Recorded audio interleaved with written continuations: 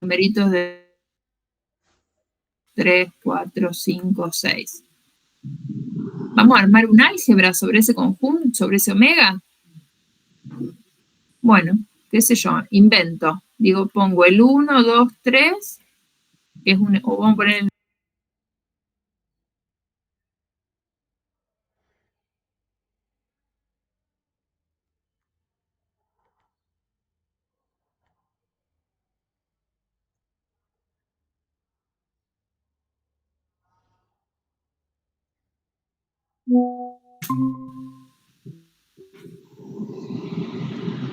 Y la unión pertenece, y hay que ver el complemento, también el complemento, sí, es un álgebra.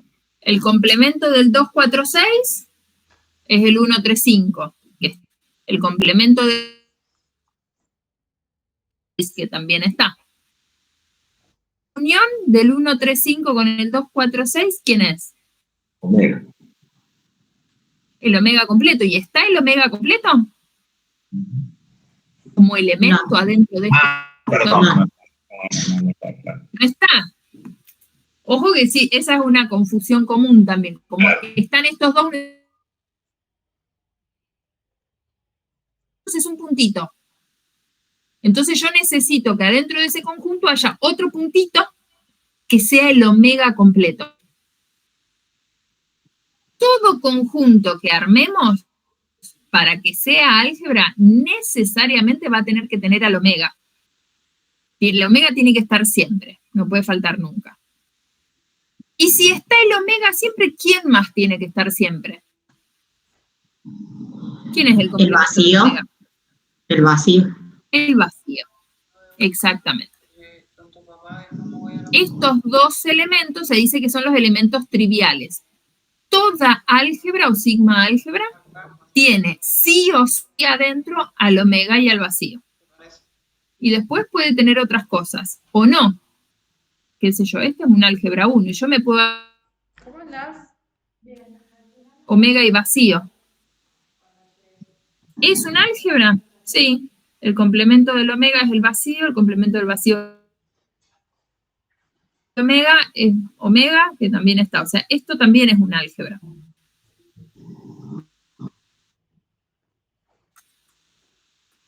Vacío, omega, y yo pongo al 1, y al 2, 3, 4, 5, 6.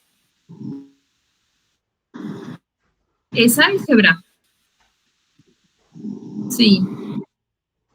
Los de vacío y omega están, el complemento del 1 es el 5, 6, el complemento del 2, 3, 4 es el 1, la unión es el omega, que también está, también es un álgebra. Y así podemos estar un rato largo armando álgebras diferentes, ¿no?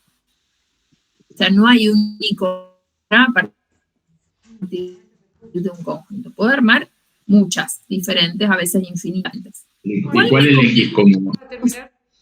Claro. Ahí vamos. ¿Cuál elijo? ¿Qué les parece? ¿Qué me convendrá? Imagínense que elijo esta. Entonces yo defino mi función de probabilidad, mi P, de conjunto A2, 1. Es bien, porque el único requisito para definir a P es que su dominio sea un álgebra. Y eso es cierto. Pero a este como dominio, ¿qué me dice? Y que lo único que vas a poder probabilizar a esto. Solo con ese álgebra solo le vas a poder calcular P al omega completo o al vacío. Y la verdad que ni me gasto para eso, ¿no? No me agrega nada. No gano nada. Y si agarro a esta otra, bueno, lo mismo. Estás bien, lo podés hacer. Técnicamente lo podés hacer, pero si agarrás a esto como dominio, la única probabilidad que vas a poder estimar es la de resultado par o resultado impar. Y si después te interesa otra cosa, ya no lo vas a poder hacer. Entonces, ¿qué álgebra me convendrá elegir? ¿Qué tendría que pensar? ¿Qué tipo de álgebra? Y que los elementos, digamos, sean sucesos que tienen una sola cosa dentro. Claro, tendría que pensar en el álgebra más grande posible, ¿no? Aquella que tenga adentro a todos los posibles subconjuntos del omega. Y entonces ahí me aseguro que voy a tener una medida de probabilidad definida para cada una de esas cosas. Bueno, ese álgebra existe, también se llama partes de omega, partes del conjunto.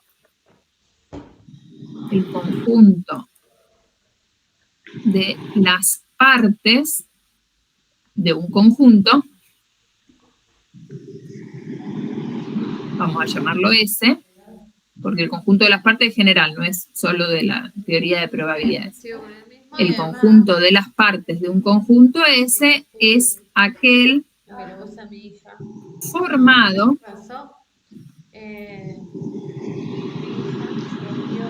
por todos los posibles subconjuntos de S.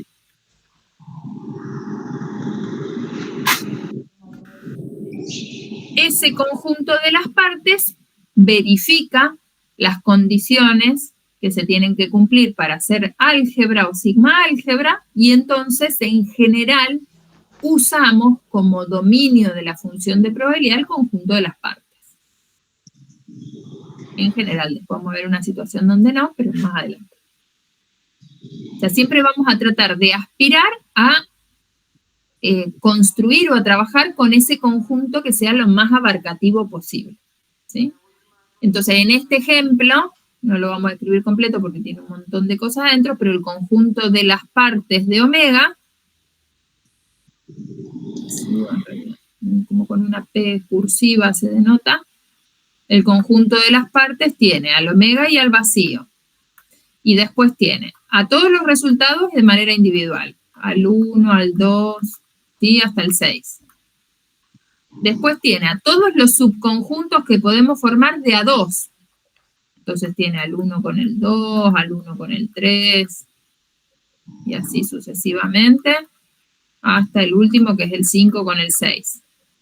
Y después tiene a todos los subconjuntos de A3 que podemos armar. Y entonces tiene al 1, al 2, al 3. Al 1, al 2, al 4. Y así hasta el último que sería el 3, 4, 5, 6. Y después los de 4. Y así sigo. El 1, 2, 3, 4. Y así sigo. Y después los de 5. Y el de 6 que sería el omega, que ya lo tenemos. Ese conjunto de las partes es el que nos conviene elegir como dominio de la función de probabilidad. Porque entonces así nos aseguramos que cualquier cosa que querramos probabilizar va a ser probabilizable. Lo vamos a poder hacer. ¿Está bien?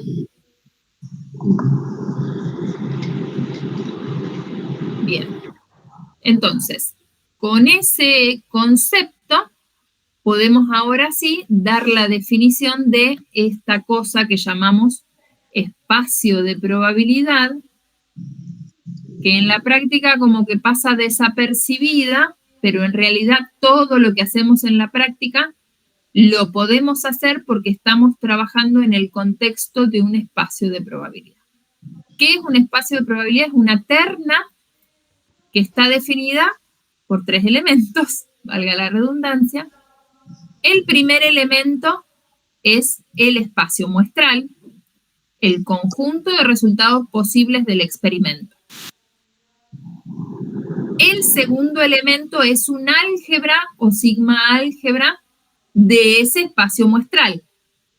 ¿Qué cosas de acá yo voy a poder probabilizar?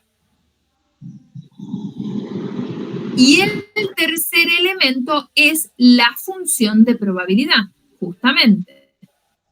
El segundo elemento me dice a qué cosas le voy a poder calcular probabilidad, y el tercer elemento me dice de qué manera voy a poder calcular esas probabilidades. Las tres cosas son indispensables para poder trabajar con probabilidades. El experimento aleatorio es el que genera todo. A partir del experimento aleatorio tengo el espacio muestral. Sobre ese espacio muestral defino el álgebra, y ese álgebra, los elementos de ese álgebra, le voy a calcular probabilidades haciendo uso de la función P que se define. Que esa función P puede ser cualquiera, la que cada uno elija, la que cada uno adopte en cada problema, siempre y cuando satisfaga los axiomas de Kolmogorov. ¿Sí? Entonces, una vez que tenemos definida esa terna, ese espacio de probabilidad, a partir de ahí derivamos todo. ¿Sí? Es como que da como el marco matemático al trabajo. Pero le dijeron que le avisaba.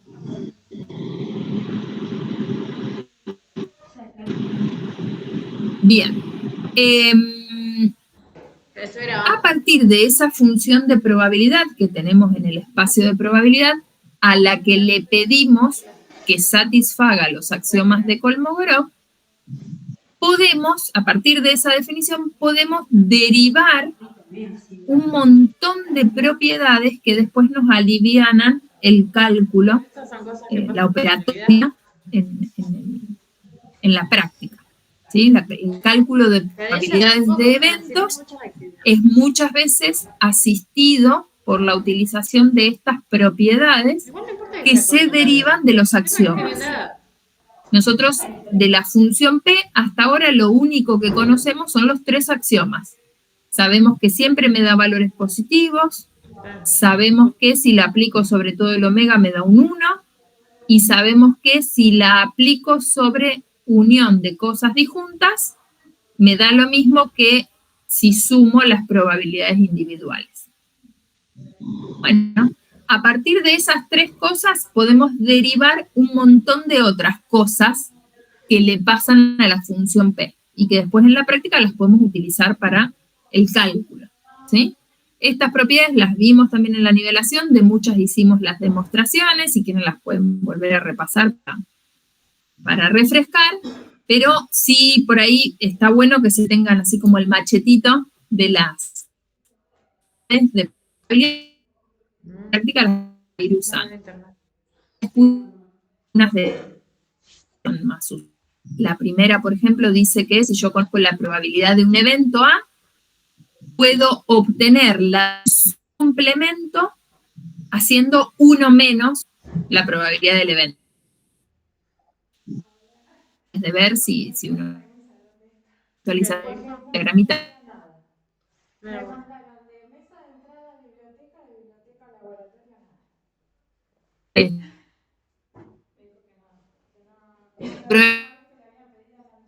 Uno menos PDA. ¿Y de dónde saldrá este 1? Y justamente del axioma que me dice que todo el omega tenía probabilidad 1. Entonces, como que a todo el omega le resto una forma intuitiva de verlo.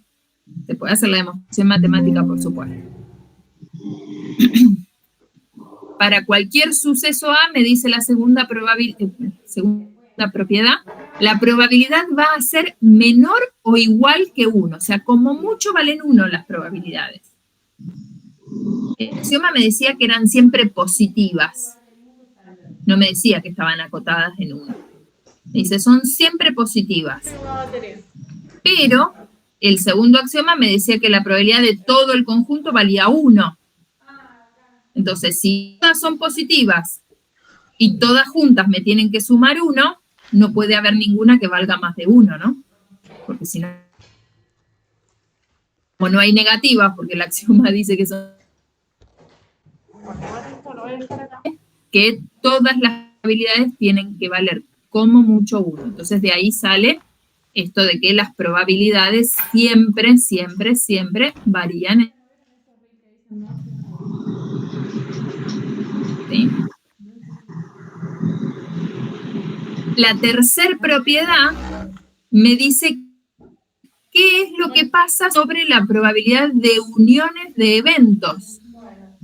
Pero el axioma ya me hablaba de las uniones. Sí, pero el axioma te habla de las uniones de eventos disjuntos. Y si tenés dos eventos cualesquiera que no sean necesariamente disjuntos, ¿qué pasa?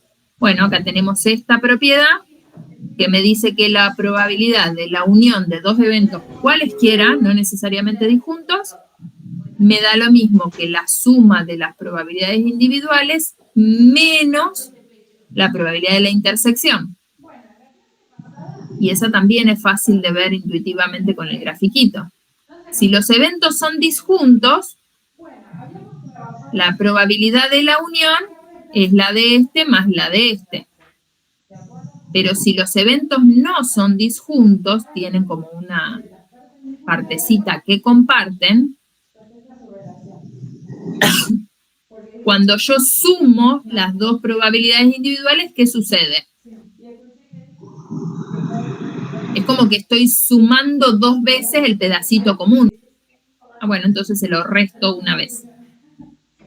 Y entonces tengo una regla general para las probabilidades de uniones. Y así podemos seguir listando un montón de propiedades más. Si un conjunto está contenido en otro, necesariamente la probabilidad del contenido tiene que ser más chica que la del que contiene.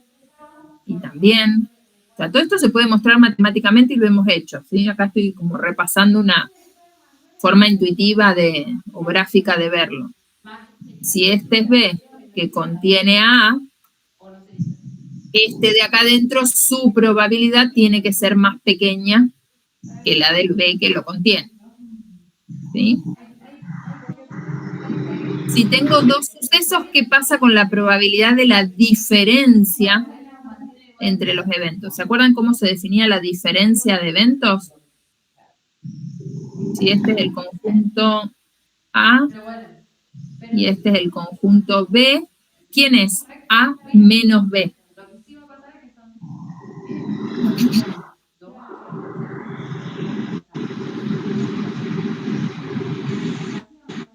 La diferencia entre dos conjuntos es todos los elementos del primero menos los que comparte con el segundo. O sea, son todos los elementos exclusivos, digamos, de A. Entonces, en el grafiquito, la diferencia A menos B sería todo A menos lo que comparte con B. Le quito esta lunita de acá del medio. Entonces, ¿quién es la probabilidad de este conjunto? Y la que tenía A menos este pedacito que es el que comparte con B, menos A intersección B. ¿Sí? Ojo con esto, porque es muy usual pensar que la probabilidad de A menos B es igual a la P de A menos P de B. Eso no vale. Es distinto. Lo veo en el gráfico. Si a la probabilidad de A le quito todo B, le estoy quitando de más. Estoy quitando toda esta probabilidad que no era inicialmente de A. No se la tengo que quitar. ¿Sí? Esta igualdad sí vale en el caso particular en el que un conjunto esté contenido adentro del otro, como en este. ¿Sí? Entonces ahí sí le quito todo el segundo conjunto, pero porque era parte. ¿Sí? Bueno, como estas propiedades hay un montón de propiedades más que vamos a ir utilizando y que uno utiliza en la práctica para asistir los cálculos de probabilidades. ¿Sí? Y todas estas propiedades, si repasan las demostraciones, van a ver que el punto de partida son los tres axiomas. ¿Sí? Y después, a medida que uno va demostrando propiedades, esas pasan a formar parte de las cosas que conocemos de P y que las podemos usar para otras demostraciones posteriores. Bien, bueno, ¿estamos hasta acá? ¿Estamos bien? ¿Preguntas?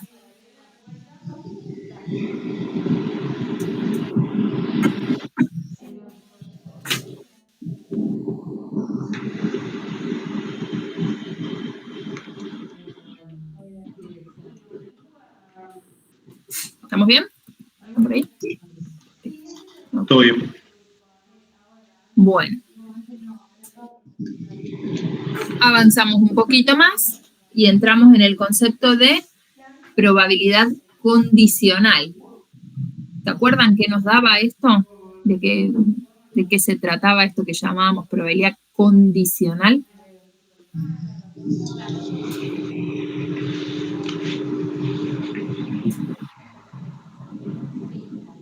Nosotros ahora, hasta lo que La probabilidad de un evento dado que otro evento ocurre. La probabilidad de un evento dado que otro condición, evento claro, ocurrió, o condicionado a que otro evento ocurrió, exactamente. ¿Y qué significa eso? O sea, porque nosotros hasta ahora veníamos hablando de las probabilidades de los eventos. Y ahora seguimos hablando de las probabilidades de los eventos, pero le agregamos esto de dado que, o condicionado a que, o sabiendo que pasó otra cosa.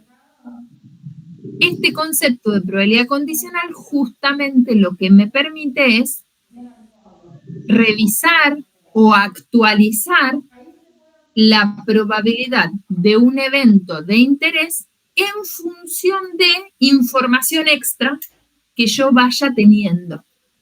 ¿Sí?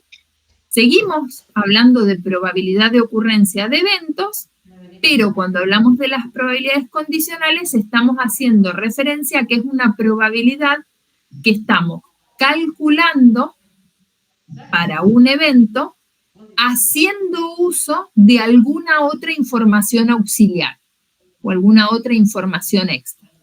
En particular, esa información extra que vamos a usar va a ser el conocer que cierto otro evento se presentó. ¿Sí? Y entonces calculamos estas probabilidades actualizadas o revisadas, que son las probabilidades condicionales. El ejemplo típico, seguimos con el experimento del dado.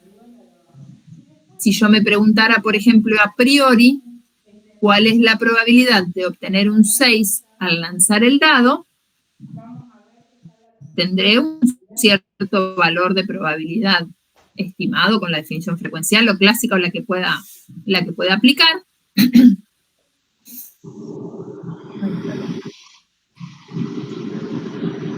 Quería estornudar.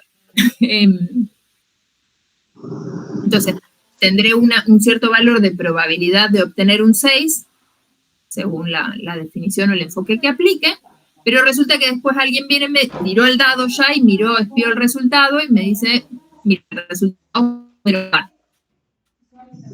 Entonces ahí, ¿cuál es la chance de que sea el 6? ¿Será la misma que antes? Y probablemente no.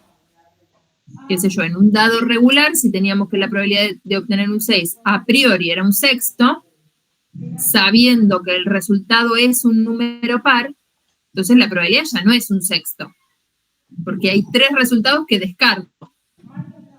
Entonces ahora tendré probabilidad un tercio.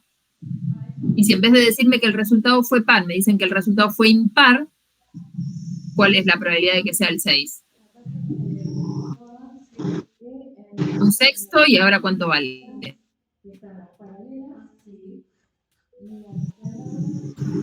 ¿No? O sea, me cambió la probabilidad del evento en función de esa información extra. ¿Siempre va a cambiar? Y no, depende, sea esa información extra. Si esa información aporta conocimiento para el evento de interés, probablemente la probabilidad cambie. Si no me aporta información, puede que la probabilidad no cambie. Y entonces eso da origen también a la noción de independencia entre los eventos. Si la información extra que me dan en el lanzamiento del dado es que ocurrió un número natural, tiro el dado, lo espío y dice, che, salió un número natural, un número entero. ¿Cuál es la probabilidad de que sea el 6? Y la misma que agregó nada. me actualizó, no me revisó la probabilidad. ¿Sí? Entonces, el concepto de probabilidad condicional es ese.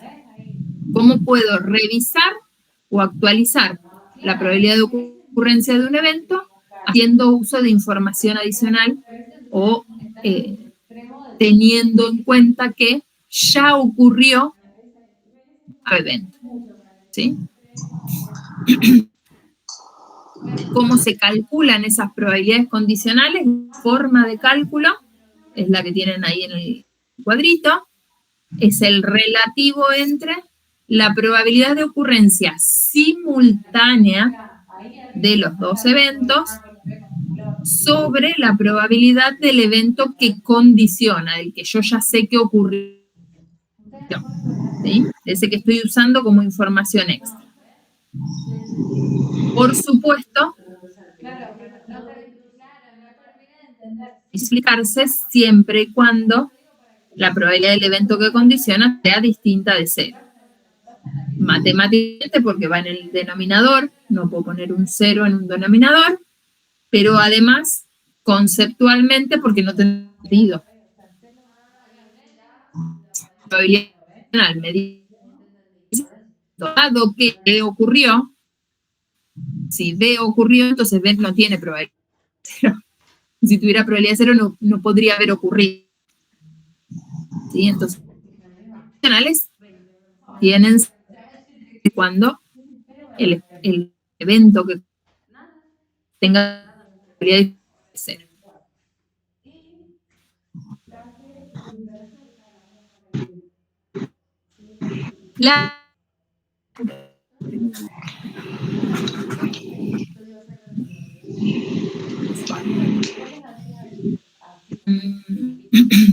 La definición de condicional es forma de culpabilidad para el concepto de probabilidades. ¿Sí? Y de nuevo, hace un rato les dije todas las cosas que mencionamos como probabilidades y los axiomas. Bueno, la probabilidad condicional también satisface las axiomas. Se puede demostrar que los tres axiomas de condición valen para esa definición de probabilidad condicional que hicimos recién. También se puede hacer la demostración matemática. Entonces, vamos a hacer este repaso con este recuerdo de que y como satisface los axiomas, entonces también valen todas las propiedades de P que repasamos hace un ratito. Esas propiedades se derivaban de los axiomas. Entonces, si la probabilidad condicional satisface los axiomas, valen para ella las propiedades. ¿Sí? Entonces, adaptamos todas las propiedades que vimos recién a la probabilidad condicional. ¿Sí? Siempre teniendo el cuidado de que lo que es argumento de la probabilidad condicional, el evento que condiciona está. Fíjate que el B, que es el que condiciona, siempre es B. B, B, B. Y lo que va a cambiar es lo que siga, que es el argumento. La probabilidad condicional es función del evento de interés, no del que condiciona. La propiedad de los complementos, por ejemplo, es la probabilidad de dado B, la probabilidad de aumento, da B. Eso que también a veces es un error común. La propiedad de la unión, uniones van arriba. ¿Sí? Y así podemos extender las propiedades que se han derivado para P a la P condicional. Este que nos ayuda después en la práctica.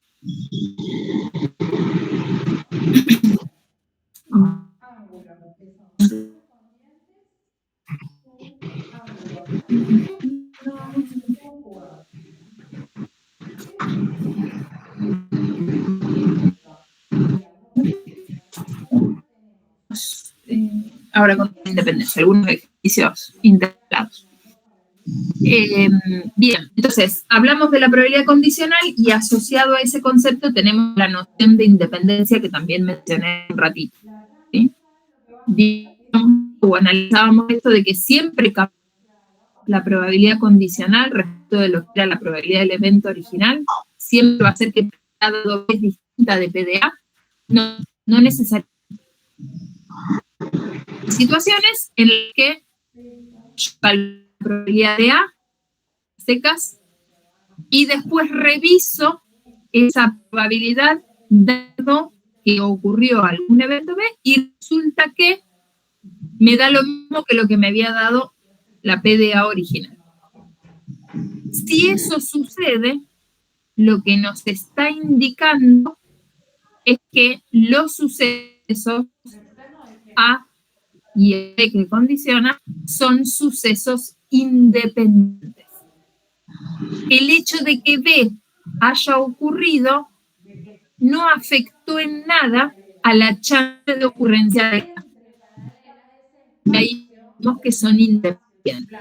¿Sí? La ocurrencia no ocurre independiente o no, ¿sí? Nuestra de sucesos independientes dice van a hacerlo si la probabilidad condicional me da la probabilidad final del evento. ¿Sí? Hay una equivalente que es que significa probabilidad de ocurrencia simultánea de dar el producto de probabilidades individuales. Son definiciones que podemos usar. Podemos decir que A y B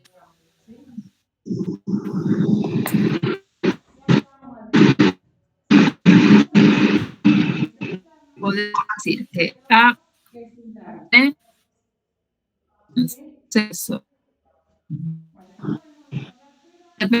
sí o sí.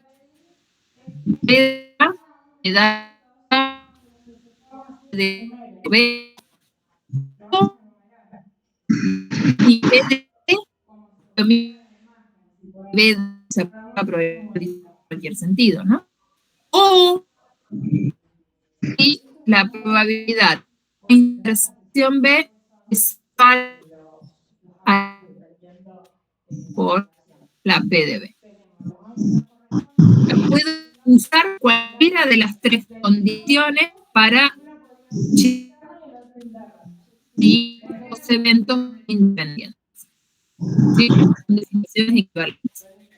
En general, se usa esta como definición de independencia porque esta no tiene restricción de que PDA y PDB tienen que ser distintas de cero. Como estas dos condiciones involucran la probabilidad condicional, tendríamos que dar la definición solo para los casos en los que PDB sea distinto de 0 acá, PDA sea distinto de 0 acá. Esta otra no me importa. PDB, ¿sí? Entonces, eso usualmente se la sí. Una de las sirve al mismo efecto. Entonces, aquí tenemos la noción de suceso. Observación importante que también un error bastante importante es que muchas confunden el concepto de oyentes con independientes. ¿Sí? A y B mutuamente excluyentes sí, solo si A intersección B es igual al sí. A y B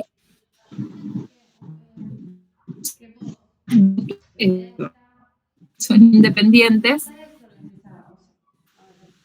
y solo si la probabilidad de A intersección B es igual a P de A por están definidas en intersección, ¿ok? Pero porque usualmente mezclar las dos cosas y uno terminan intentando con... Me pregunto, ¿los eventos mutuamente excluyentes? Los eventos son mutuamente excluyentes. ¿Podrían ser independientes? Piensen en lo que significa que sean mutuamente excluyentes y lo que significa que sean independientes. Las dos cosas al mismo tiempo. Si son mutuamente excluyentes, si ocurre uno, ocurre otro. Ajá. ¿Y entonces? Ahí ya no son independientes. Exactamente. Pero no sé por qué, es como muy usual la derivada independiente. No sé por qué la falacia se genera intuitiva, ¿no? Pero son mutuamente excluyentes, significa que no comparten nada. Entonces, que ocurra uno automáticamente anula la ocurrencia del otro. Si ocurrió B, entonces A no puede ocurrir, porque no comparten elementos. Si ocurre B, la ocurrencia de B afecta al avance de A, está anulado. A ya no puede ocurrir cuando ocurrió B, entonces no pueden ser independientes. Puede demostrar matemáticamente que las cosas al mismo tiempo, que el razonamiento intuitivo alcanza, ¿sí? Entonces, estas definiciones, y de acá sacamos que por lo tanto A y B no pueden ser ME independientes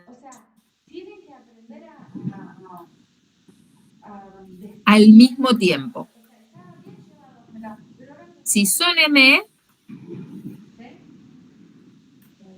si A y B son ME, entonces no son independientes. No hay forma de que lo sean, ¿sí? Anótenselo eso por ahí, como machetito para tenerlo presente. Bien. La tendencia que dimos a 12B, si tenemos 2 eventos, ¿sí? Entonces ahí tenemos que distinguir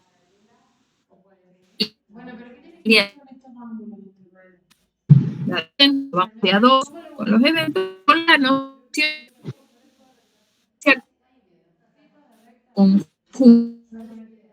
Si queremos que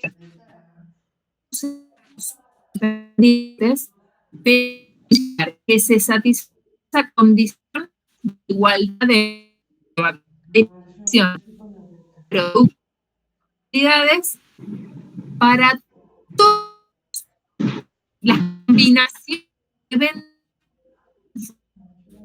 de a 2 de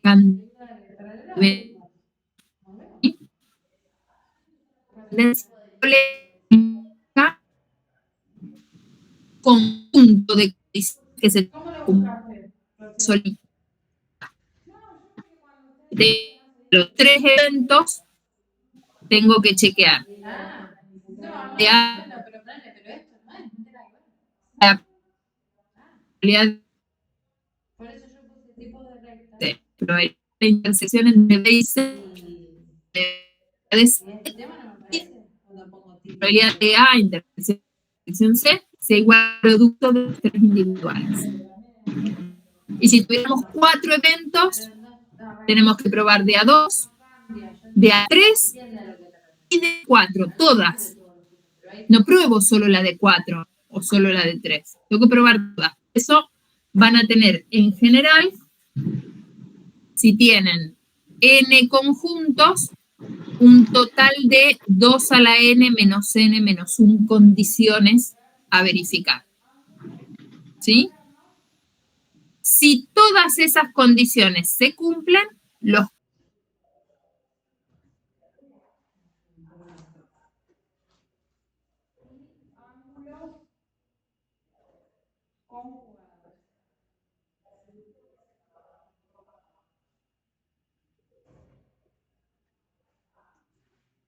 Los alternos los vamos a encontrar en estos ángulos en distintos planos, ¿sí? Respecto de esta transversal, respecto de la recta que cruza, ¿sí? Y con vértices siempre diferentes.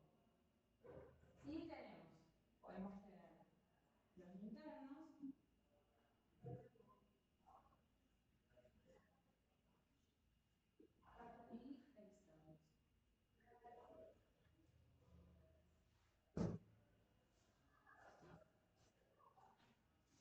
Bien, dije que podíamos encontrarlo en diferentes lados de la transversal, con vértice diferente, y en este caso tienen que ser internos, o sea, dentro de este espacio. Uno de esos ángulos lo podemos encontrar de este lado de la transversal y el otro donde lo vamos a encontrar. Del otro lado. Bien. Entonces, en este caso, ¿cuál sería? 6. Muy bien. 3 y 6.